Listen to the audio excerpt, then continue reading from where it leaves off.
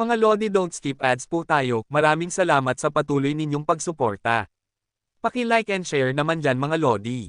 At sa mga gustong mag-donate sa ating GCash or regular na load, mag-comment lang po tayo. Para patuloy tayong makapag-upload ng mga bagong kabanata. Marami pong salamat. Subaybayan natin ang kwento ng isang kabataang nangarap para sa kanyang mga mahal sa buhay. Mula sa pinakamahina tungo sa pinakamalakas. Alamin natin ang kwento ng kanyang buhay. Kabanata 3061 hanggang Kabanata 3070. Kabanata 3061.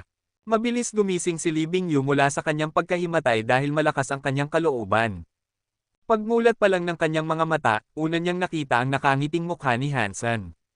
Agad niyang naalala ang nangyari bago siya mawala ng malay, ang apoy na bumalot sa katawan ni Hansen, at kung paanong isang suntok lang ang nagpabagsak sa Blood Ghost Spirit.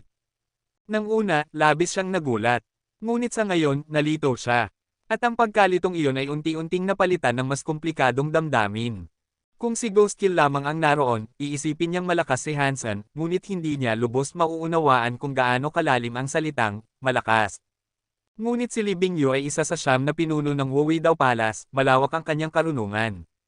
Kaya nang makita niyang napabagsak ni Hansen ang isang pambihirang lahi ng Jin race sa isang suntok, alam niyang hindi sapat ang salitang, malakas, para ilarawan siya. Maging sa Wuweidao Palace, bihira ang ganitong uri ng nilalang. Isang taong may ganitong kapangyarihan ngunit walang pangalan sa mundo, hindi ka panipaniwala. Tiningnan siya ni Hansen at nagtanong, ayos ka lang ba? Mariing tumitig si Lee Bingyu at nagtanong, sino ka ba talaga? Ngumiti si Hansen. Ang pangalan ko ay Hansen. Hindi mo ba ako natatandaan? Nako, nabagok mo ba ang ulo mo? Naaalala mo pa ba na sumama tayo kay Peaceful papunta sa Ancient Big God Mountain? Habang nagsasalita, hinawakan pa niya ang noo ni Lee Bingyu at tiningnan ang kanyang mga mata, parang sinusuri kung may tama ang kanyang ulo. Nay na si Lee Bingyu. Inalis niya ang kamay ni Hansen at malamig na sabi, itigil mo ang pang-aasar. Kung kaya mong talunin ang Blood Ghost Spirit, imposibleng isa ka lang sa mga walang pangalan. At bakit mo ako pinahimatay? Itinaas ni Hansen ang kanyang mga kamay at mahinahong sagot, wala talaga akong magagawa kung hindi mo ako paniniwalaan. Ginawa ko lang iyon para pagalingin ka. Masakit kasi ang proseso, at hindi ko kayang gawing manhid ang katawan mo, kaya kailangan kitang patulugin para hindi mo maramdaman ang matinding sakit. Seryoso at tapat ang kanyang mukha habang sinasabi ito. Naalala ni Lee Bingyu na halos lamunin siya ng kapangyarihan ng Blood Ghost Spirit, ang kanyang God Spirit Blood Pulse ay natabunan. Ngayon, wala na ang kapangyarihang iyon sa kanyang katawan at gumaling na ang kanyang mga sugat. Malinaw na si Hansen ang tumulong sa kanya. Nasaan na ang Blood Ghost Spirit? Tanong niya habang lumilingga. Tumakas, casual na sagot ni Hansen habang tumayo. Kung maayos ka na, alis na tayo. Nakaligtas si Peaceful, at hindi natin alam kung saan ang Hidden God Pulse. Mabuti pang bumalik muna tayo sa Ancient God City. Sandali lang. Bago siya makalakad, hinaranggan siya ni Lee Bingyu. Tumitig ito sa kanya ng matalim. Ano na naman yan? Tanong ni Hansen na nakangiti. Sa isip ni Lee Bingyu, na kilala bilang Ghost Kill, hindi man naging ayon sa plano, magandang pagkakataon ito para mapalapit ako sa kanya. Hindi ko dapat palampasin. Huminga siya ng malalim at seryosong sabi. Hindi ako sanay na may utang na loob. Niligtas mo ang buhay ko, kaya simula ngayon, buhay ko ay sayo. Napangiti si Hansen. At para saan naman ang buhay mo sa akin? Iyan ang paraan kong magbayad. Mula ngayon, susundan kita. Sino mang manakit sayo, kailangan muna nila akong patayin. Kahit ikamatay ko, ililigtas kita. Umiling si Hansen. Hindi na kailangan. Hindi mo kailangang mamatay para doon. Kung gusto mong magbayad, pwede mo namang gamitin ang katawan mo. Mas madali iyon kaysa kamatayan. Ngumiti siya ng may biro sa tono. Namula at nagalit si Lee Bingyu. Niligtas mo nga ako, pero hindi ibig sabihin yun na pwede mo akong hamakin. Umikot si Hansen at sabi, kung ayaw mo, ayos lang. Mas mabuti na rin siguro na maghiwalay na lang tayo. Habang naglalakad siya palayo, napahinto si Lee Bingyu. Paulit-ulit na nagbago ang ekspresyon niya, bago niya pinili na sundan siya ng tahimik. Alam ni Hansen na nasa paligid pa rin ang Lone Sky Dragon. Dahil ubos na ang kanyang lakas mula sa pakikipaglaban sa mga batas ng mundo, hindi niya ito kayang labanan ng mag-isa. Kailangan niyang makaisip ng ibang paraan. Habang naglalakad, napansin nilang walang ibang daan palabas ng Stone Palace.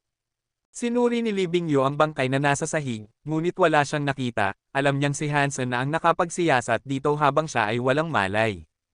Inilibing ni Hansen ang kalansay at sinabi, wala nang ibang labasan.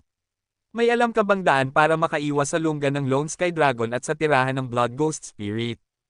Meron akong pwedeng subukan. Itinaas ni Li Bingyo ang kanyang kamay at lumitaw ang isang nilalang na parang dambuhalang nunong daga, isang land pulse mole, 2 beses ang laki ng karaniwang daga, at tila bakal ang mga kuko. King class ito, sabi niya. Magaling itong maghukay at maghanap ng daan. Baka matulungan tayo nitong makalabas. Habang nagsasalita siya, nagsimula ng maghukay ang land pulse mole. Sinundan nila ito hanggang sa makagawa ito ng butas sa pader at tumambad ang isang kuweba. Pagkalipas ng kalahating araw na paglalakad sa ilalim ng lupa, nakalabas din sila sa ibabaw, malayo na sa Jade Lion Valley. Sumunod ka sa akin, sabi ni Li Bingyo matapos suriin ang paligid. Ngunit hindi na interesado si Hansen sa paggalugad ng Ancient Big God Mountain. Gusto na lamang niyang bumalik sa Ancient God City upang pag-aralan ang misteryosong notebook, na sa tingin niya'y naglalaman ng mga lihim tungkol sa kung paano nakapasok si Chinshu sa ibang universo. Sayang nga lang, ang sinaunang wika na alam niya noon ay hindi angkop sa wikang ginamit sa librong iyon. Kailangan pa niya ng ibang paraan upang maintindihan ang mga nakasulat doon. Kabanata 3062. Habang papalabas na sila ng Ancient Big God Mountain, biglang sinabi ni Li Bingyo, kung ako sayo, hindi muna ako pupunta sa lungsod ngayon. Bakit naman? Tanong ni Hansen, sabay tingin sa kanya ng may interes. Patay na si Ouyang Kyushan sa loob ng Ancient Big God Mountain, sagot ni Li Bingyu. Isa siya sa iilang nagkaroon ng perpektong God Spirit Blood Pulse nitong mga nakaraang taon. Paborito siya ng pamilya Ouyang. Hindi nila palalampasin ito. Gusto mong sabihin, ipapasa nila sa atin ang sisi sa pagkamatay niya. Mahinang tanong ni Hansen. Siyempre may kailangang managot, malamig na sagot ni Li Bingyu. Maaaring hindi nila galawin si Peaceful, pero malamang may gawin sila sa iba. Nawalan sila ng anak, gagawin nila ang lahat para maibsan ang galit nila. Nang walang dahilan. Wala naman tayong atraso kay Ouyang Kyushan, sabi ni Hansen na may kunot ang noo. Bakit nila tayo gustong patayin? Sumagot si Li Bingyo, kung napatay ang isang prinsipe, lahat ng tagapangalaga niya ay papatayin din. Naiintindihan mo na siguro.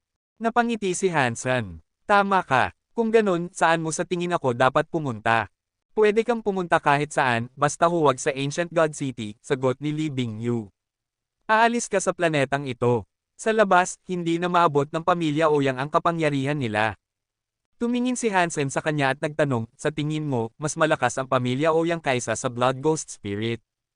Kung lakas lang ang pag-uusapan, hindi, sagot ni Li Bingyu. Pero sila ay mga maharlika ng Qin Kingdom. Samantalang ikaw, isang walang pangalan. Kapag nagkagulo, kahit mapatay mo pa sila, malalagay ka sa panganib sa mga teritoryo ng Qin Kingdom. Tumango si Hansen. Tama ka, hindi ako natatakot sa kanila, pero magiging malaking abala nga. Kung gusto mo, may paraan ako para ligtas kang makaalis sa planetang ito, alok ni Li Bingyu. Pagkatapos mag-isip sandali, sagot ni Hansen, salamat. Pero bago yan, kailangan ko munang hanapin si Mr. Yang. Madali lang yan, sabi ni Li Bingyu. Kung nasa Ancient God City siya, kaya kong ipatawag siya. Pero depende na sa kanya kung gusto kanyang kausapin. Ano ibig mong sabihin? Tanong ni Hansen. Tumingin si Li Bingyo at mahinaong sabi, kung ordinaryong tao ang pipiliin sa pagitan mo at ng pamilya Peace ng Dragon Song City, mas pipiliin nila ang pamilya Peace. Kung ikaw ang nasa lugar nila, hindi mo ba gagawin ang pareho? Matigas ang tinig ni Hansen. Kahit ano pa, kailangan nating maibalik siya. Kung hindi mo kaya, ako mismo ang pupunta sa lungsod. Alam ni Mr. Yang na si Hansen ay lumabas mula sa Gene Egg, at kailangan niyang malaman ang dahilan. Hindi yun basta-basta pababayaan ni Hansen. Sige, tugon ni Li Bingyu. Ako na ang bahala. Pagkasabi niya yun, naging usok ang kanyang katawan at nawala. Hindi nagtagal, bumalik siya dala si Mr. Yang, mas mabilis pa sa inaasahan ni Hansen. Kalahating araw lang ang lumipas. Ligtas ka na, Ginoo. Masayang sabi ni Mr. Yang nang makita si Hansen. Balak kong umalis sa Ancient God Planet, sabi ni Hansen. Sasama ka ba sa akin o mananatili ka rito? Sinabi ko na noon pa, susundan kita kahit saan, mabilis na sagot ni Mr. Yang. Kahit saan ka magpunta, kasama mo ako. Kung ganun, Ghost Kill, ikaw na ang bahala sa lahat ng kailangan, utos ni Hansen kay Lee Bingyu. Walang problema, saan mo gustong pumunta? Tanong ni Lee Bingyu, na halatang sabik. Iniisip niya, kung papunta siya sa kabisera ng Qin Kingdom, makakalapit ako kay Crown Prince Qinbai. Sa Turin Planet, mahinahong sagot ni Hansen. Ah, ganun ba? Medyo nadismaya si Lee Bingyu nang marinig na hindi siya pupunta sa kabisera, pero sumang-ayon na lang siya. Hindi basta-basta ang desisyong iyon ni Hansen. Ayon sa alamat, doon ipinanganak ang emperador ng Big Qin Kingdom, si Qin Shi, ang Turin Planet ang kanyang tinubuang bayan. Maging si Qin Warner ay sinasabing roon din isinilang. Kaya gusto ni Hansen na mag-imbestiga roon, baka may mahalagang bakas siya na makita. Sa tulong ni Lee Bingyu, nakasakay sila sa isang interstellar cargo ship. Habang naglalakbay sa kalawakan, sinamantala ni Hansen ang oras para pag-aralan muli ang nilalaman ng notebook. At sa kanyang pagbasa, nagulat siya sa natuklasan niya. Ayon sa tala, inilagay ni Qin Shi ang katawan ni Qin Warner sa isang mahiwagang kabaong upang mapanatili ang kanyang anyo, hindi nabubulok, parang natutulog lamang. Ginawa niya iyon habang naghihintay ng pagkakataon para muling buhayin siya. Inutusan ni Qin Shi ang isang mataas na opisyal ng Qin Kingdom na nagngangalang Bai Mo na humanap ng paraan upang muling buhayin ang patay. Maraming beses sinubukan ni Bai Mo, ngunit nabigo siya, hanggang sa makatagpo siya ng sinaunang tala sa Original Star, na naglalaman ng nakakagulat na kaalaman. Nang ibahagi ni Bai Mo ang natuklasan niya, halos walang naniwala. Ngunit marami sa mga sinulat niya ay may katotohanan. May isang linya sa notebook na nagpayanig sa isipan ni Hansen. Ang kamatayan ay isa lamang simula. Halatang nanginginig ang kamay ni Bai Mo nang isulat iyon, mabilis at magaspang ang kanyang sulat, tanda ng matinding pagkabigla o pagkasabik. Ang ibig sabihin ng kanyang teorya, ang enerhiya ay walang hanggan. Hindi ito nawawala, kundi nagbabago lamang ng anyo. Ang mga tao at nilalang sa sansinukob ay mga anyo lamang ng enerhiya, kapag namatay, ipinapanganak muli sa ibang mundo. Ayon sa kanyang pananaliksik, kapag namatay ang isang tao sa mundong ito, isinisilang siya sa kabilang mundo. Kapag namatay naman doon, muli siyang isinisilang dito sa Universe of Kingdoms. Tinawag ni Bai Mo ang prosesong ito na reincarnation, ang muling pagsilang. Tinawag din niya ang kabilang mundo bilang anti-material world. Ngunit ang mga nilalang mula sa magkaibang mundo ay parehong naniniwalang ang kabilang panig ang anti-material. At kapag sinubukan nilang tumawid, mawawasak sila, maliban na lang kung sila ay may espesyal na paraan upang makatawid. Napaisip si Hansen. Tugma ito sa mga hinala niya. Ngunit isang bagay ang hindi pa rin niya maunawaan, ano ang papel ng God Spirit sa pagitan ng dalawang mundong iyon. Sa huling bahagi ng notebook, mas ikinagulat siya nang natuklasan ni Bai Mo. May isang sinaunang sekta na umano'y may hawak na relic na kayang buksan ang daan sa pagitan ng dalawang mundo. At nang makita ni Hansen ang iginuhit na larawan ng relikya, napatigil siya. Ang kristal na bato. Ang hugis nito ay kaparehong-kapareho ng itim na crystal stone na nakita niya sa loob ng kuweba. Kabanata 3063. Sabik na sabik si Hansen na ipagpatuloy ang pagbasa sa natitirang bahagi ng notebook. Gusto niyang malaman kung ano nga ba talaga ang itim na kristal na bato. Binanggit ni Bai Mo na ang itim na kristal na bato ay kayang buksan ang daanan sa pagitan ng dalawang mundo. Posibleng ginamit iyon ni Qin Shi para makapasok sa Geno Universe. Kung ganon ang nangyari, may katwiran din naman. Kung si Qin Warner ay ipinanganak sa ibang mundo, imposible na buhayin pa niya ang Warner sa mundong ito. Walang saysay ang anumang gawin ni Qin Shi, maliban na lang kung pupunta siya sa kabilang mundo, hahanapin ang bersyon ni Warner na naroon, at ibabalik siya rito. Unti-unting nauunawaan ni Hansen kung bakit pinili ni Qin Shi na pumunta sa Geno Universe. Bagamat umiikot ang buhay sa isang siklo, hindi ibig sabihin noon na muling nabubuhay ang parehong pagkatao. Kapag wala na ang mga alaala at damdamin ng nakaraang buhay, kahit nabubuhay pa sa ibang mundo, ibang tao na iyon. Sa paningin ni Qin Shi, ang Warner na natagpuan niya ay isang witch, hindi ang tunay niyang kapatid na si Warner. Kaya gusto niyang pag-isahin ang dalawang Warner, ang mula sa nakaraan at ang kasalukuyan, upang maibalik ang mga alaala nito. Para magawa iyon, kailangan niyang buksan ang landas sa pagitan ng dalawang mundo. Ngunit pinipigilan iyon ng Geno Hall. Dahil dito, kinailangan niyang wasakin ang Geno Hall upang mabawi si Warner. Kung ginamit ni Qin Shi ang itim na kristal para makapunta sa Geno Universe, dapat kaya rin niyang gamitin iyon para ibalik si Warner. Bakit kailangan pa niyang magdulot ng malaking kaguluhan? At kung nakuha ko na ang itim na kristal na iyon, ang sinasabing relikya ni Baimo, bakit ito lumitaw sa unang sanctuary at hindi nasa kamay ni Chinshu? Hindi posibleng basta niya itong mawala. Mali ba ang pagkakaanalisa ko? O baka may nangyari sa pagitan? Matagal na pinag-isipan ni Hansen ang mga tanong na ito, ngunit wala pa rin siyang tiyak na sagot.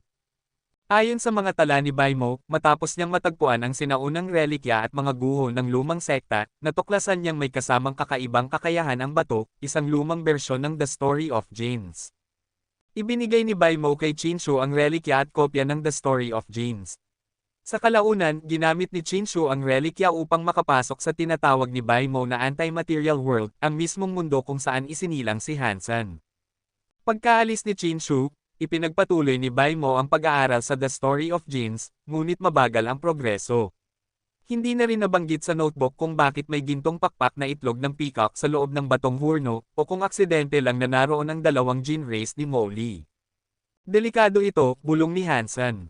Kung ginamit ni Chinshu ang itim na kristal para makapunta rito, pero ngayon ay naging sandata na ito sa loob ng aking Sea of Soul, hindi ko na ito kayang kontrolin. Imposibleng gamitin ko ito para makabalik. Tinitigan ni Hansen ang Black Crystal Armor sa loob ng kanyang kaluluwa. Tahimik lang itong nakabitin, parang patay. Bagaman naman niya ang koneksyon dito dahil sa The Story of Genes, hindi niya iyon mag-alaw. Boss, ano ba gusto mo? Pahinga naman. May pamilya ako. Kahit isang araw lang, hayaan mong umuwi ako. Bulong niya habang halos lumuhad na sa harap ng armor. Ngunit hindi ito gumalaw ni kaunti. Napabuntong hininga si Hansen. Ayon sa notebook ni Baimo, kaya ng relikya na pabilisin ang ebolusyon ng isang gene race, mula bata hanggang adulto, o kahit umabot sa ultimate mode sa loob ng maikling panahon. Katulad ng epekto ng itim na kristal sa sanctuary. Pero ngayon, dahil naging armor ka, wala ka ng silbi. Biglang kumislap ang mga mata ni Hansen, sabay ngiti ng tuso. Niloloko mo ako ha? Sige, tingnan natin kung sino ang mas matalino. Inutusan niya ang Goldwing Peacock King sa loob ng Sea of Soul. Pagkarinig ng utos, sumigaw ito ng marahan, kumampay, at nilunok ang Black Crystal Armor. Tingnan natin kung hanggang kailan ka mananatiling tahimik, isip ni Hansen habang pinagmamasdan ang nilalang. Ngunit sa halip na lumaban, nagliwanag ng gintong liwanag ang Goldwing Peacock King. Ang liwanag ay naging sinulid na binalot ang katawan ni Hansen, at sa ilang sandali, nabuo ang isang napakalaking gintong itlog na nagkulong sa kanya sa loob. Hindi ako nagkakamali, nag-i-evolve siya, bulong ni Hansen na may halong kaba at pagkamangha.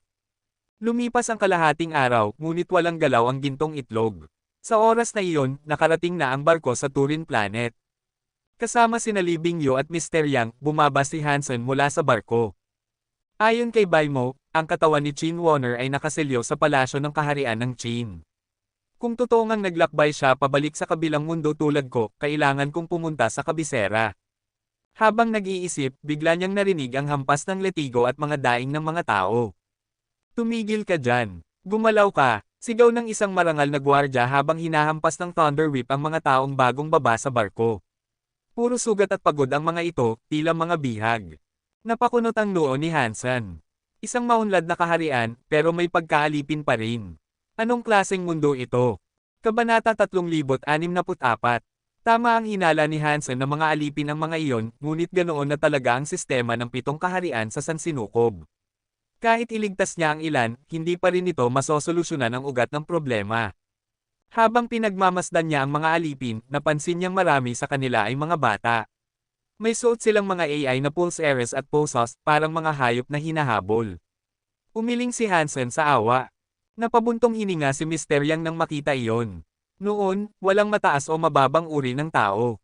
Pero simula nang lumitaw ang mga God Spirit at Blood Pulse, nagkaroon na ng malinaw na pagkakahati.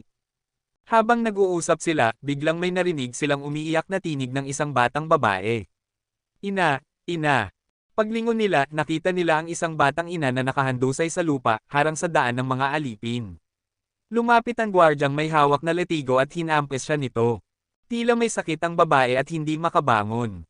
Pilit niyang niyakap ang anak niyang umiiyak habang hinahayaan na ang bawat hampas ng letigo ay sa kanya tumama. Biglang may kamay na sumalo sa letigo. Isang lalaking nasa gitna ng mga alipin ang humawak dito, isang lalaking may suot ding kwintas at pulseres ng alipin. Maghinay-hinay ka naman, sabi ng lalaki. Kung papatayin mo sila, wala kang mapapala. Mababa pa ang kita mo kung mamamatay sila. Pagkasabi niyon, binitiwan niya ang latigo. Lalong nagalit ang gwardya. Isa itong alipin na naglalakas loob sumagot sa kanya. Sa inis, hinampas niya ng sunod-sunod ang lalaki. Tumanggap ng ilang hampas ang lalaki, at duguan na ang kanyang katawan, ngunit hindi siya umatras. Hindi niya hinayaang tumama ang latigo sa mag-ina. Gusto mong mamatay. Ayos lang sa akin. Sigaw ng gwardya habang lalo pang pinabilis ang hampas. Ngunit bago pa niya maituloy, may kamay na biglang humawak sa kanyang pulsuhan. Hindi na siya makagalaw. Anong ginagawa mo? Galit niyang tanong. Pagtingin niya, hindi pala alipin ang pumihil sa kanya, kundi isa sa mga pasaherong bumaba rin sa barko, si Hansen. Magkano ang tatlong iyan? Bibilhin ko sila, malamig na sabi ni Hansen, sabay turo sa lalaking alipin, sa ina, at sa bata. Lumapit ang isang lalaking mukhang tagapamahala. Gusto mong bilhin ang tatlong alipin? Tanong nito habang sinusuri si Hansen. Manager Wen. Sabi ng gwardya na agad yumuko at nagbigay galang. Oo, sagot ni Hansen, kalmado ang tinig. Ngumiti si Manager Wen. Ang mga alipin na ito ay para sa Seven Hearts Department. Hindi talaga pwedeng basta ibenta ang mga nakareserba na. Kung ganun, sabihin mo lang ang presyo. Mas mataas ang ibabayad ko kaysa sa nagpareserba, tugon ni Hansen. Natuwa si Manager Wen. Mukhang swerte ako ngayon, isip niya. Mayamang tanga, magandang pagkakataon ito. Totoo naman, ang mga alipin ay para talaga sa Seven Hearts Department. Karaniwan, may ilang namamatay sa biyahe kaya palaging sobra ang dala nila bilang reserba. Ngayong marami silang reserba, walang problema kay Manager Wen na magbenta kung may magbabayad ng mahal. Ginoo, medyo mahirap ito, kunwari pag-aalala ni Manager Wen habang pinipigilan ang ngiti. Sabihin mo na lang kung magkano para hindi ka mahirapan, sagot ni Hansen. Ngumiti na si Manager Wen. Kung gusto mo silang kunin ngayon, Ginoo, ibebenta ko na lang sila sa mababang presyo, 3,000 king money. Ako na ang bahala kung magreklamo ang Seven Hearts Department. 3,000. Halos pasiga na sabi ni Mr. Yang. Sa merkado, 50 hanggang 60 king money lang ang halaga ng isang adultong alipin. Kahit ang mga bata, 100 lang. Sobra-sobra naman yan. Ngumisi si Manager Wen. Hindi mo alam, Ginoo. Itong mga alipin ay gusto mismo ng Seven Hearts Department. Malaki ang risk ko rito. Bago pa siya matapos, nagsalita na si Hansen. Mr. Yang, bayaran mo na siya. Kukunin ko ang 3. Walang nagawa si Mr. Yang kundi ibigay ang 3,000 king money. Maraming salamat, Ginoo. Tuwang-tuwang sabi ni Manager Wen habang inaabot ang mga dokumento ng pagmamayari ng mga alipin. Kung kailangan mo pa ng iba, hanapin mo lang ako. 3 alipin lang iyon, pero naibenta niya ng 100 beses sa normal na halaga. Abot tenga ang ngiti niya. Tinanggap ni Hansen ang mga papeles at iniabot ang mga iyon sa mga alipin. Ay nalalayan niya ang babae at ang anak nito. Tao, ano ang pangalan mo? Tanong ni Hansen sa lalaking tumulong kanina. Salamat sa pagliligtas, Ginoo. Ako si Jian Bugo, sagot ng lalaki. Nagulat ang lahat sa narinig nilang pangalan. Anong sabi mo, Jian Bugo? Sabi ng gwardya na nakakunot noo. Ang kapal ng mukha mo. Pareho ang pangalan mo sa tagapagturo ng hari ng Big Chin Kingdom. Hindi ka ba natatakot na pugutan ng ulo? Nagtawanan ng mga nakapaligid. Ang tapang ng alipin na to. Pareho ang pangalan sa pinakatanyag na tagapagturo ng Chin Kingdom. Sabi ng isa, nakakatawa, pareho nga kayo ng pangalan, pero magkaiba ang kapalaran, siya'y tagapagturo ng hari, ikaw naman ay alipin. Umiling si Manager Wen, natawa rin. Kung may bibili ng 3,000 para sa isang alipin na ang pangalan ay Jian Bugo, ayos lang sa akin kahit tawagin pa niya ang sarili niyang Diyos. Habang nagtatawanan ang mga tao, tahimik na pinagmasdan ni Hansen si Jian Bugo. Alam niyang may kakaiba sa lalaki. Ang kanyang katahimikan, ang tindig, may dignidad na hindi basta makikita sa isang alipin. Si Li Bingyu ay napatingin din sa kanya. Hindi siya makapaniwala, pero parang pamilyar ang mukha ng lalaking iyon. Naalala niya ang mga larawan sa Wuwei Dao Palace, ang larawan ng kilalang tagapagturo at unang estremador ng Qin Kingdom, si Jian Bugu. Ang lalaking nasa harapan nila ngayon ay mas matanda kaysa sa nasa mga larawan, at tila wala na ang matikas na aura ng mandirigmang iyon. Pero kapag tinitigan niya ng maigi, ang mga kilay, halos magkapareho. Kabanata 3065. Ang Planet Turin ay kakaiba kumpara sa karaniwang mga planeta, wala itong God Temple kaya wala ring mga lungsod na nakapaligid dito. Sa halip daan-daang maliliit na lungsod ang nakatayo rito, kabilang na ang pinakamalaki, Spirit Light City. Naglalakad sina Hansen, Mr. Yang, Ghost Kill, Jien Bugo, at ang mag-ina sa mataong daungan ng lungsod. Mas mahigit, hindi mo kailangang gawin ito, Ginoo. Kung may pupuntahan ka, mas mabuti pang magpatuloy ka na, sabi ni Hansen kay Jien Bugo. Umiling si Jien Bugo. Binili mo ako sa halagang 3,000 king money. Hanggat hindi ko ito nababayaran, pagmamayari mo ako. Napangiti si Hansen at hindi na nagsalita. Tiningnan niya ang mag-ina. Mas mahigit kung gusto ninyong umalis, bibigyan ko kayo ng pera para makapagsimula muli. Pakiusap, Ginoo. Hayaan ninyo kaming maglingkod sa inyo. Sabi ng ina habang niyakap ang anak at lumuhod.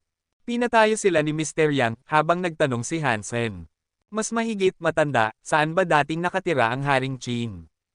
Sa King Qin City, dati wala pang lungsod doon, pero nang manirahan siya roon, nagsimula itong itayo.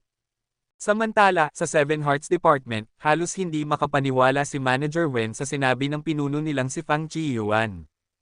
Mas mahigit, hindi pwedeng totoo yan. Kung siya nga ang King's Tutor na si Jien Bugo, paano siya naging alipin? 10 taon na ang nakalipas, sagot ni Fang Chiyuan. Inutusan siyang lusubin ang Wu Wei Dao Palace at patayin ang dalawang pinuno nito, isa sa kanila ay ang sariling guro niya. Dahil sa pagkakasalang iyon, nangako siyang hindi na muling lalaban sa loob ng 20 taon at naglaho. Ngayon, nang marinig ni Manager Wen na ang alipin ay ang mismong Jien Bugo, napaupo siya sa sahig, nanginginig at paulit-ulit na sinasabing. Mas mahigit na ibenta ko si Jien Bugo ng 3,000 king money. Samantala, habang naglalakad sina Hansen, patuloy pa ring pinagmamasdan ni Li Bingyu si Jien Bugo. Siya ang pumatay sa kanyang guro, kaya't galit ang nadarama niya, ngunit hindi siya sigurado kung siya nga talaga ito. Biglang narinig nila ang mabilis na yabag ng mga paa, parang ulan. Mula sa kalsada ay dumarating ang isang lalaking nakaputi, sakay ng puting USA na nagliliwanag ng banal na enerhiya. Huminto ang puting USA sa harapan nila. Mas mahigit narinig kong binili mo ang 3 alipin sa halagang 3,000 king money, sabi ng lalaki. Bibigay ko sa iyo ang 30,000, ibenta mo sa akin ang isa. Hindi tumingin sa kanya si Fang Chiyuan, nakatuon lang ang tingin niya kay Jien Bugo. Mas mahigit, hindi ako nakikipagpalitan, sagot ni Hansen. Tahimik na bamulong si Mr. Yang.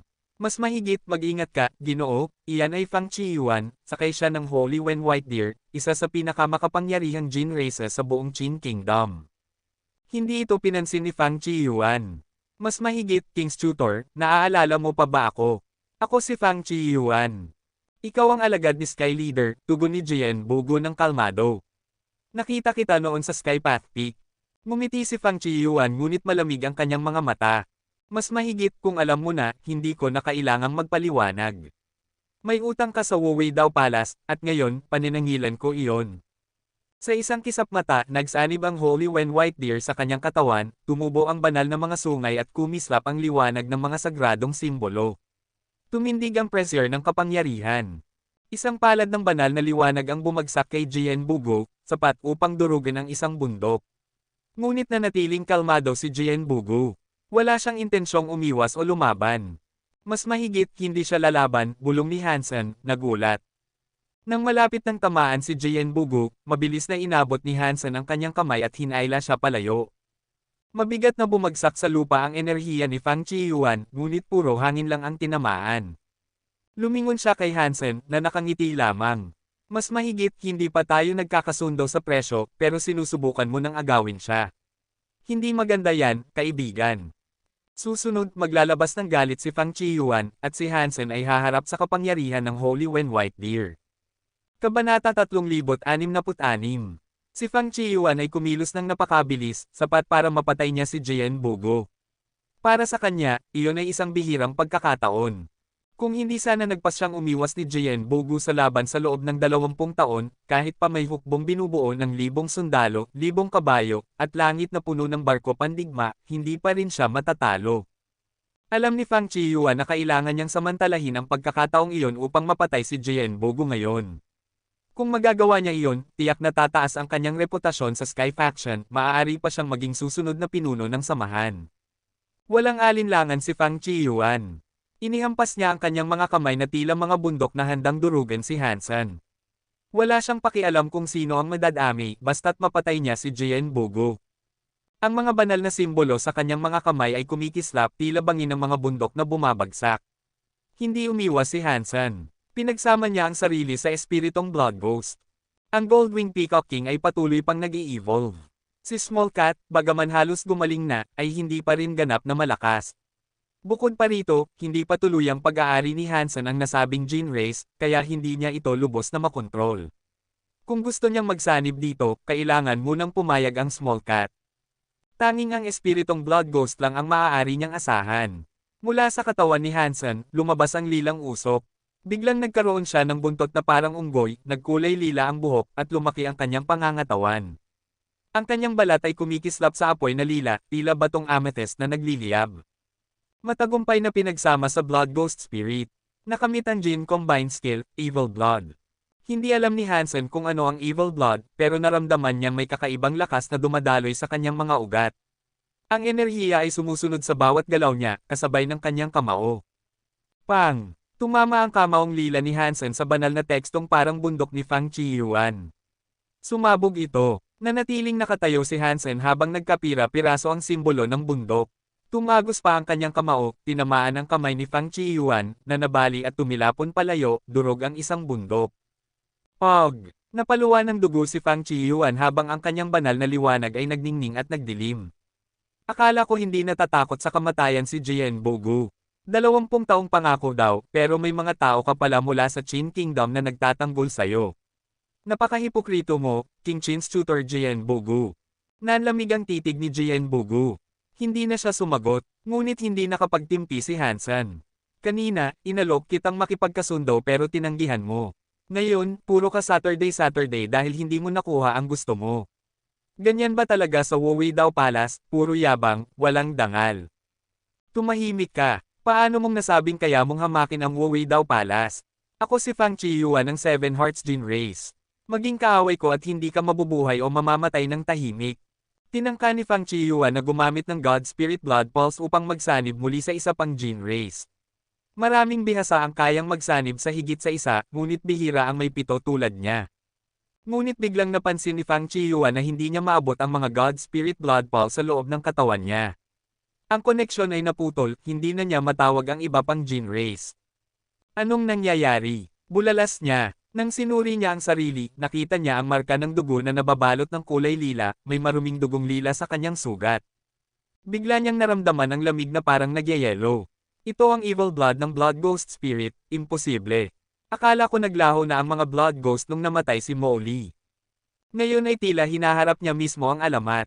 Sa anyo ni Hansen, nakita niya ang tunay na anyo ng Blood Ghost Spirit, ang nilalang na minsang tumulong sa isang asasin na pumatay ng hari. Ngumiti si Hansen. Anong sabi mo kanina? Nanlumos si Fang Chiyuan at biglang tumalikod para tumakas. Alam niyang sa kasalukuyang anyo niya, hindi niya kaya si Hansen. Kung hindi siya tatakbo, mamamatay siya roon mismo. Ang tapang-tapangan mo kanina, ngayon tatakbo ka. Malamig na sabi ni Hansen. Itinaas niya ang metal na poste at inihagis ito na parang missile. Sa isang iglap, tumama ito sa likod ni Fang Chiyuan. Sa narinig niyang tunog na parang humahati ng kalawakan, nag-ipon ng lakas si Fang Chiyuan at sinalubong ng kamao ang poste. Bumagsak siya, duguan, at lumubog sa lupa ng ilang metro ang lalim. Nang bumangon siya, naroon na si Hansen sa harap niya, nakangiti. Ganito pala katindi ang kabataan ng Qin Kingdom. Bulalas ni Fang Chiyuan, puno ng pagsisisi. Sa loob ng 10 taon niyang paniniktik, hindi niya alam na may ganitong mandirigma. Ngumiti si Hansen. Fang Chiyuan, di ba? Kung papatayin mo ako, gawin mo na. Huwag mo na akong kausapin. Alam niyang wala na siyang pag-asa. Tinamaan siya ng evil blood at hindi na makatawag ng gene race. Madali lang patayin ka, pero kung gusto mong mabuhay, may paraan, kalmado ang tono ni Hansen. Gusto mo akong ipagkanulo sa Wuwei-Dao Palace? Imposible, mariing sagot ni Fang Chiyuan. Hindi ako mula sa Qin Kingdom, kaya wala akong pakialam sa palasyo niyo, tugon ni Hansen. Napahinto si Fang Chiyuan. Anong ibig mong sabihin? Ngumiti si Hansen. Simple lang. Gusto ko lang ang Holy Wen White Deer mo. Kailangan ko ng kasakay. Ibigay mo sa akin, at bubuhayin kita. Hindi ako tanga. Kukunin mo lang ang gene race ko at papatayin din ako pagkatapos. Sinabi ko na sa'yo, negosyante lang ako. Kung tinanggap mo lang ang alok ko noon, wala sana tayong laban ngayon. Pero dahil matigas ang ulo mo, tingnan mo ang nangyari. Dahan-dahang lumapit si Hansen. Ayokong pumatay, pero kung gusto mo ng kamatayan, pagbibigyan kita.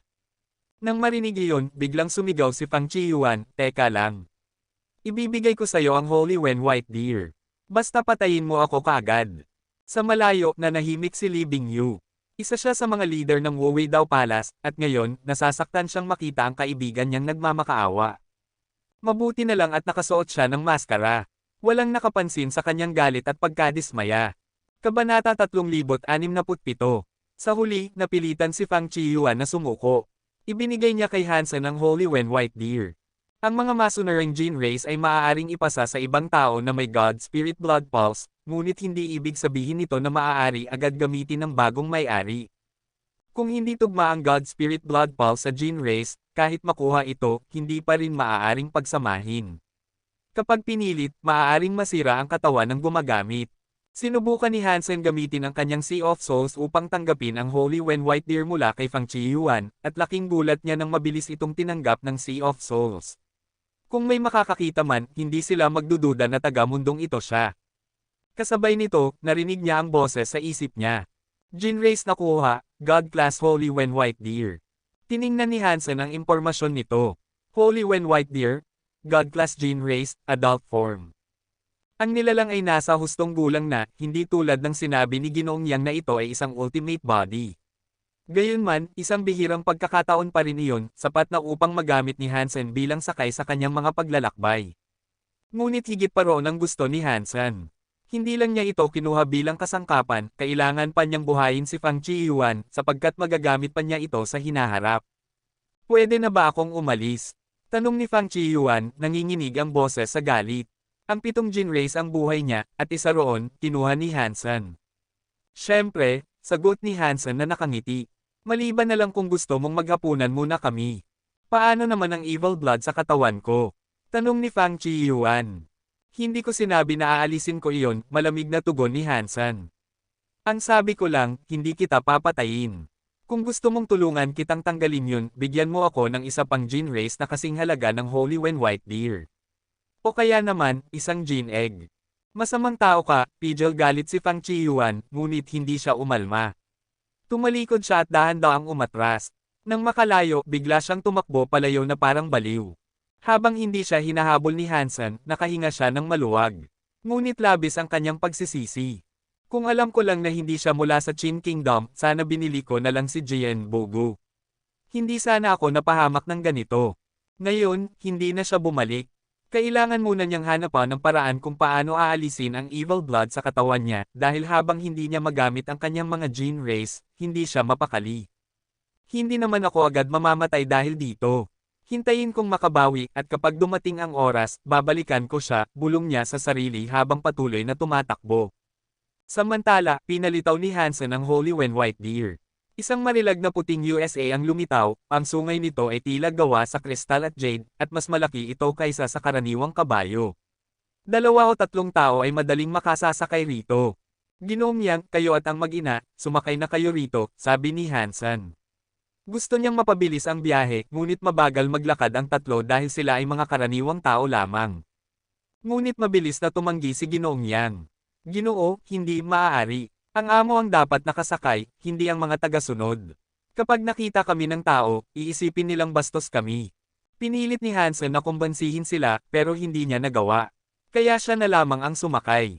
Pagkatapos, sinabi niya kay Yuyu at sa kanyang ina na si Jiangxi, si Yuyu ay sumakay na lang sa akin. Masyado kayong mabagal maglakad.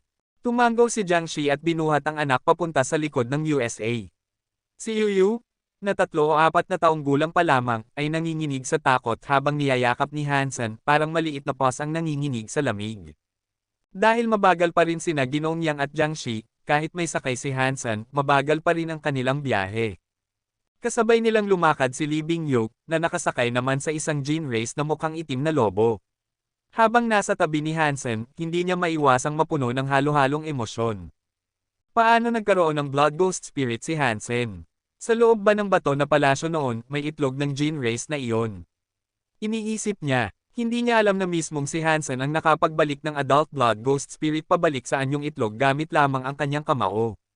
Nakarating sila sa Qin King City at nagtungo sa dating bahay ni Qin Shu. Subalit nabigo si Hansen, iyon ay naging modernong pook pasyalan na lamang, wala ng koneksyon sa tunay na Qin Shu at sa kanyang kapatid na si Qin Warner. Malinaw na ang mga gusali roon ay itinayo lamang libong taon matapos ang panahon ni Qin Shu. Nang matapos ang biyahe sa Turin Planet, labis ang pagkadismaya ni Hansen. Wala siyang nalaman tungkol kina Qin Shu at Qin Warner. Mukhang kailangan kong pumunta mismo sa kabisera ng Qin Kingdom, wika niya sa sarili. Doon na lang siguro ako makakahanap ng sagot. Ngunit may isa siyang malaking problema, pera. Halos maubos na ang ipon ni Ginoong Yang na siyang pinanggagalingan ng kanilang mga gastusin. Naibenta na rin nila ang ilang gene egg, ngunit kapos pa rin. Sina Jian Bugu, Jiang Shi, at Yuyo ay pawang mga dukha. Napilitan si Hansen na manghiram ng pera kay Ghost Kill upang makasakay sila sa isang airship papuntang kabisera ng Qin Kingdom. Habang nakaupo sa barko, napaisip siya. Pagdating natin sa kabisera, mas marami pang gastusin ang kakaharapin. Hindi ako pwedeng umasa sa utang. Kailangan kong kumita. Ang pinakamadaling paraan ay ang manghuli ng gene race o magbenta ng gene eggs, pero hindi niya gusto iyon. Sa kanya, sayang lang sa oras. Pagkatapos ng ilang sandaling pag-iisip, napagpasyahan niyang pagbukas nila ng tindahan sa kabisera, isang tindahan ng mga gene eggs. Gamit ang Zuan Yellow Sutra, alam niyang kaya niyang kumita ng malaki. Ang mga tulad ni Fang Qiyuan ay malalakas, at tiyak na mas marami pang ganoon sa palasyo ng Qin. Sa ganitong kalagayan ko, imposibleng makapasok sa palasyo ng direkta. Kailangan kong pumasok ng palihim. Sa isip ni Hansen, ang unang naalala niya ay si Qin Bai, ang hanggal na anak ng hari. Ngunit kalaunan ay isinantibi niya rin ang ideyang iyon. Isa lang siyang prinsipe, wala siyang tunay na kapangyarihan. Sayang lang ang oras. Ngayon, ang tanging plano ni Hansen ay magbukas muna ng negosyo, at doon niya unti-unting bubuoan ang susunod niyang hakbang. Kabanata 3068. Matandang sinungaling, gutom na ako. Sa gitna ng abalang kalye, may isang napakagandang batang babae na parang manikang buhay. Hinailan niya ang manggas ng matandang lalaking kasama niya habang nakatingin ito ng may inosenteng mga mata, pilit na nagpapakita ng awa. Ang mukha ng bata ay tila gutom na gutom at kapos sa damit, parang api at pinabayaan. Kahit sino'y maaawa at maiiyak kapag narinig ang kanyang kwento. Napangiwi ang matandang lalaki. Ilang oras pa lang ang nakalipas nang kumain si Bauer ng pinakamahal na pagkain sa pinakamahal na restoran, at naubos nito ang laman ng kanyang pitaka. Anak na, mula nang sumama ka sa akin, hindi pa huminto ang bibig mong yan sa pagkain, napabuntong hininga ang matanda. Sa laki ng kain mo, kahit bundok ng ginto't pilak, mauubos mo rin. Paanong inalagaan ka ni Hansen noon? Hindi natuwa si Bauer. Hindi ako pinapagutuman ni tatay. Kung hindi mo ako kayang pakainin, babalik na lang ako. Tumalikod siya, handang umalis. Sandali, bata. Sige na, susuko na ako, sabi ng matanda habang hinahatak pabalik ang bata. Dadalin kita sa masarap na kainan. Huwag mo akong lalakoin, matandang sinungaling, sabi ni Bauer habang nakakunot ang noo. Niloloko ko ang iba, pero ikaw. Hindi, sagot ng matanda. Maghintay ka lang dito ng kaunti. Dadalin kita sa lugar na maraming masarap na pagkain. Kakain ka hanggang mabusog. Ngumiti si Bauer, at kumapit sa kamay ng matanda. Ang bait mo naman, lolo. Ang batang to, paano ka lumaki ng ganito? Paanong napalaki ka ni Hansen? Bulong ng matanda na parang hindi makapaniwala. Pero teka, matandang sinungaling, sabi ni Bauer. Di ba wala ka ng pera? Hindi naman laging kailangan ng pera para kumain, sagot ng matanda habang may bitbit na bandila at naglalakad sa kalsada. Tumigil siya, yumuko, at pinulot ang isang matalim na bato na kasing laki ng kamao. Hinatak niya si Bauer papunta sa kanto ng daan at inilagay doon ang bato. Makakakuha tayo ng pera para kumain sa ganitong paraan? Tanong ng bata. Siyempre, sagot ng matanda, confident pa. Sandali lang at darating na ang masarap na pagkain. Naglakad sila ng kaunti at huminto sa gilid ng kalye. Nilatag ng matanda ang isang dilaw na tela, umupo, at ipinikit ang mga mata na parang naghihintay ng tadhana. Matandang sinungaling, gagana ba to? Tanong ni Bauer matapos ang ilang sandali. Huwag kang mainip, paparating na. Ilang minuto pa lang, biglang nagkagulo sa kalye, may isang lalaki na nakasakay sa higanteng gintong alimango na parang tangke, tumatakbo't nagkalat ng putik. Paglapit ng gintong alimango, umipit ang mga mata ng matanda, huminga ng malalim, at gumawa ng kakaibang tunog gamit ang kanyang bibig. Biglang huminto ang alimango. Dahil sa biglang paghinto, tumilapon ang sakay nito, tumamas sa lupa ng diretso sa harap ng matanda, parang aso na sumubsob sa putikan. Tinignan ng matanda ang lalaki at malamig na nagsabi, "Ginoo, madilim ang noo mo, may malas na nagbabadya. Sa araw na ito, isang sumpa ang tatama sa iyo."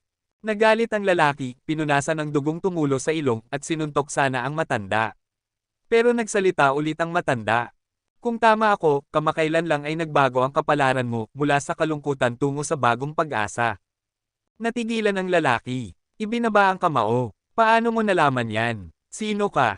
Ngumiti lang ang matanda. "Gusto ko lang tulungan ang mga tao, pero palaging sarado ang isip nila. Hayaan mo na." Kinuha niya ang kanyang gamit at inakay si Bauer palayo, sabay bulong, ang langit ay naiinggit sa mga henyo. "Sayang." "Hoy, sandali. Ano ang ibig mong sabihin?" Sigaw ng lalaki. "Sabihin mo o babasagin ko ang ngipin mo." Napabuntong hininga ang matanda. "Kahit sabihin ko, hindi ka rin maniniwala. Pero sige, bibigyan kita ng isang bagay. Libre ito. Kung may silbi, mabuti, kung wala, walang mawawala." Inabot niya ang isang pirasong lubad. "Itaas mo ito sa bewang mo at itali ang kabilang dulo sa iyong jean race. Malalaman mo." "Lubad lang. Niloloko mo ba ako?" Reklamo ng lalaki, ngunit tinanggap pa rin.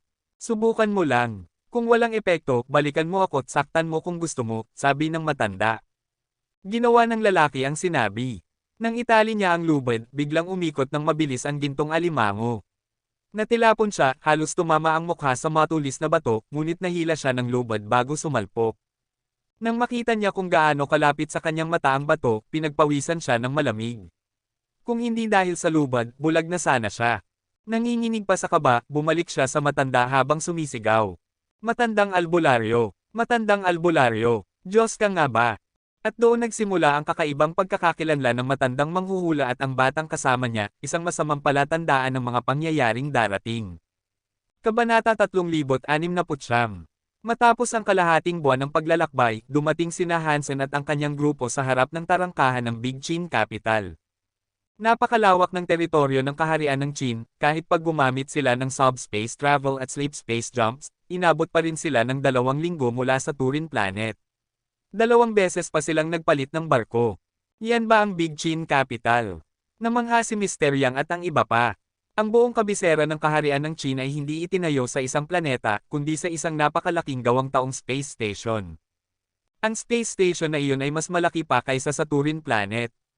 Mula sa malayo, para itong isang bloke ng jade na lumulutang sa kalawakan.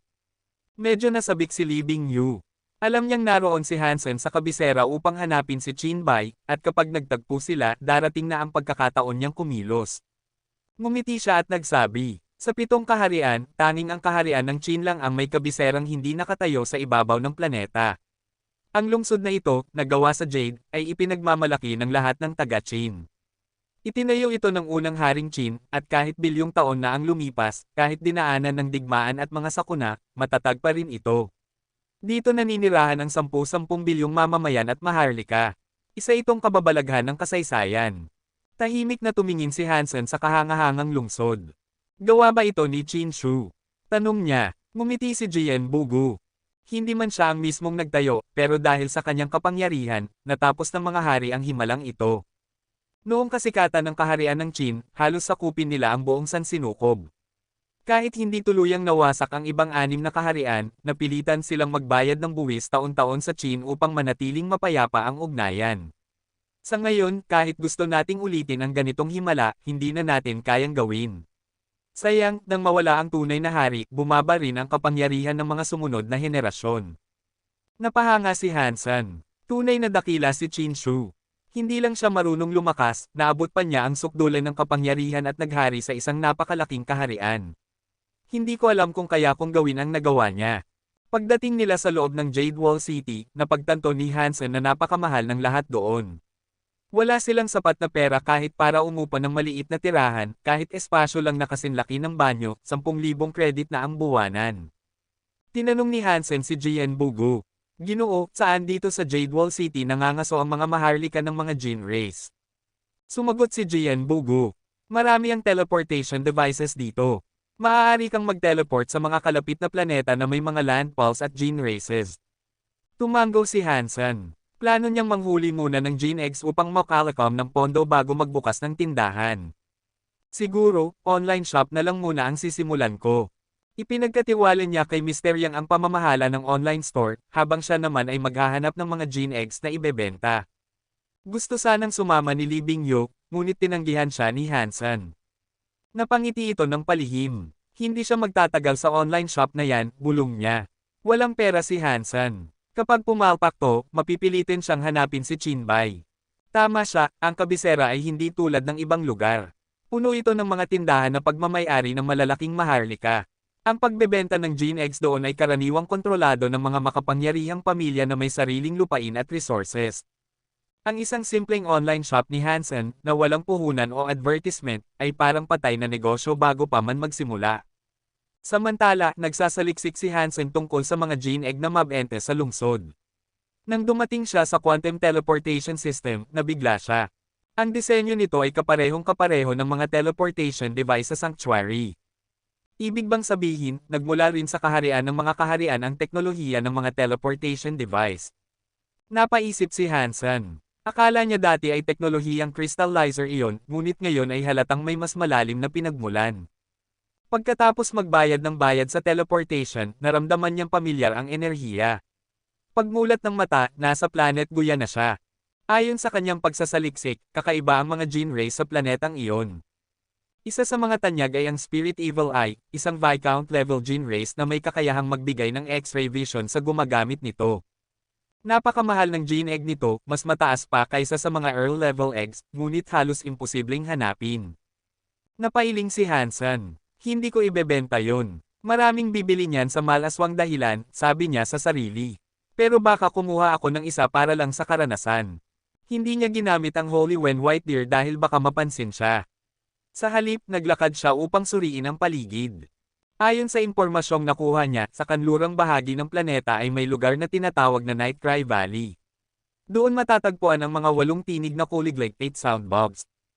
Ang 8 sound bug ay isang Viscount-level Jin race na mahina sa labanan, ngunit may kakaibang kakayahan, ang 8 sound, na nagpapaganda ng tinig o boses ng tao. Sa kaharian ng mga kaharian, hindi lang labanan ang sukatan ng halaga. May sining, musika, at kultura rin. Kaya't maraming kabataan at maharlika ang nangangarap maging mga awit o idolo. Dahil dito, ang 8 sound bug ay napakahalaga sa mga music hero. Kakaunti lamang ang may ganitong uri ng Jin race, at ang mga mas mataas na uri ay sobrang mahal. Dahil bihira ang Jin egg ng 8 sound bug, napakataas ng presyo nito. Sa Nightcry Valley, puro matatandang 8 sound bugs na ang natitira, hindi na sila maaaring i-tame o i-combine, kaya't walang nangangahas na manghuli sa kanila. At doon nagtungo si Hansen, dala ang pag-asang makakuha ng isa sa mga pinakabihirang Jin egg sa buong kaharian.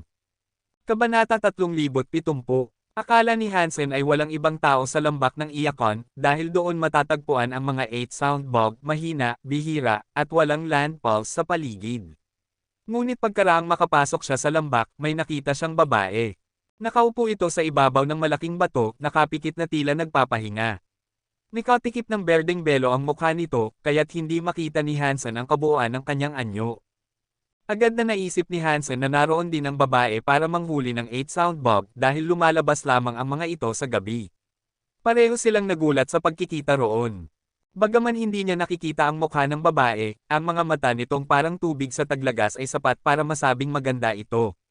Ngunit naisip ni Hansen, baka naman maganda lang ang mga mata niya, baka pangit o kakaiba ang mukha niya kaya tinatakpan. Kung alam lang niya kung sino ito, maiintindihan niya ang dahilan. Ang babaeng iyon ay si Feng Feifei, isa sa 3 tanyag na idolo ng dakilang kaharian ng Qin, kilala bilang Phoenix Singer. Sikat na sikat siya, at kung hindi niya tatakpan ang mukha, siguradong magkakaroon ng kaguluhan saan man siya magpunta. Ang mga idolo ng kaharian ng Qin ay hindi basta mga artista lamang. Noong araw, ang mga awit na si Zhong Liqing ay nakapagpatakbo ng 10 barkong pandigma ng kaharian ng Zhao sa pamamagitan lamang ng kanyang kanta. Mayroon kasi siyang pinakamakapangyarihang gene race na tinatawag na Absolute Sound. Si Feng Feifei man ay hindi kasing lakas ni Zhong Liqing, ngunit siya at ang dalawa pang idolo ay mga taglay ng God-class Sonic gene races. Hindi sila mga karaniwang mga awit, sila ay mga tunay na mandirigma sa kanilang sining. Naparito si Feng Feifei upang hanapin ang isang Mutant 8 Sound Bug dahil ang ordinaryong uri ay hindi na bagay sa kanyang antas. Ang mga 8 Sound Bug na ito, kahit hindi maamo, ay maaaring gawing gamot na nagpapalambot ng lalamunan, napakahalaga para sa isang mga awit. Hindi pinansin ni Feng Feifei si Hansen. Sa isip niya, kahit pareho silang naghahanap ng 8 Sound Bug, tiyak na hindi siya matatalo nito. Ang gusto niya ay ang mutant na uri, kaya hindi sila magkaagaw. Ngunit si Hansen ay kabaligtaran, ayaw niya ng may ibang nakakakita sa kanya. Kung makikita ng iba ang paggamit niya ng Zuan Yellow Sutra at kung paanong nakakapagpalit siya ng mga nilalang sa gene egg, baka siya'y hulihin para pag-aralan. Habang pinagmamasdan niya si Feng Feifei, naramdaman niyang hindi ito basta-basta. May kakaibang aura itong hindi pwedeng baliwalain. Nang muling ipinikit ng babae ang kanyang mga mata, dahan-dahang naglakad si Hansen papasok pa sa mas malalim na bahagi ng lambak. Si Feng Feifei, bagamat nakapikit, ay alam ang bawat galaw niya, malinaw ang pandinig ng mga may sound element gene race tulad niya. Nakita niya sa isip ang galaw ni Hansen at napabuntong hininga. Mabuti raw at hindi siya nakilala, kung hindi ay baka masangkot pa siya sa iskandalo. Samantala, si Hansen ay tuluyang pumasok sa pinakaloob ng lambak. Habang lumalalim siya, lalong dumidilim ang paligid. Halos wala ng puno, tanging matataas na damo lamang ang naroon. Sa dulo ng lambak ay may maliit na lawa, malinaw ang tubig at nakikita ang mga batong hugis itlog sa ilalim. Naupo siya sa isang malaking bato, pinakiramdaman ang paligid, handa sa anumang sandali. Nang tuluyang lumubog ang araw, nakarinig siya ng tizi-tizi, parang huni ng kuliglig. Hinanap niya ito ngunit wala siyang nakita. Ang tunog ay nagmumula sa siwang ng bato malapit sa lawa. Lumapit siya upang silipin, ngunit bigla siyang napatigil. May gumalaw sa tubig. Isang nilalang ang marahang umaahon.